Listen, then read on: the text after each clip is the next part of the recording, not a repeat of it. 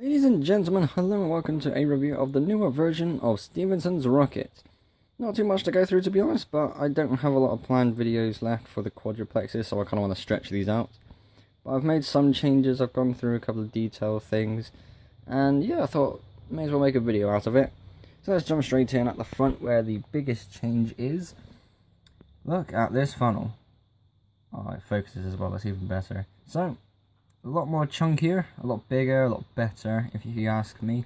So, I've brought this out by 3 studs. I'm using the space that was here that was previously empty. It looks nice like this because, again, it's chunkier, but it brings out more white in the engine.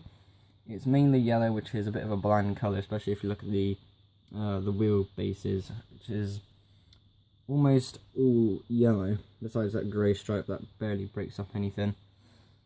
So it's nice to get some more colour, some more, well, I want to say detail. I mean, it's not too much of a detail, just more of a oomph, really. It does look nicer. It's got 2 of these funnel bits along the top, which is just a better look, just to kind of fill the space, really. If I try to bring in more of these slope pieces, it will look a bit more awkward than anything.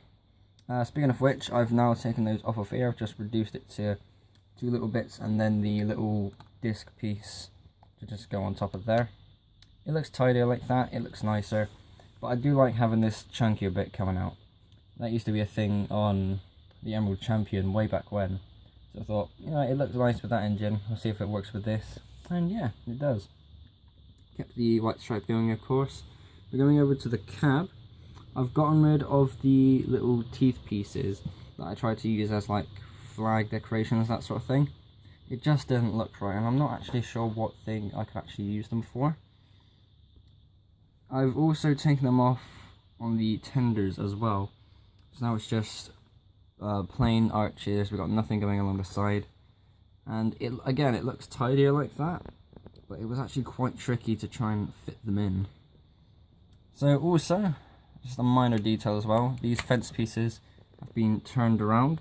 So these are 1x4 little fence pieces. Very nice pieces, to be honest.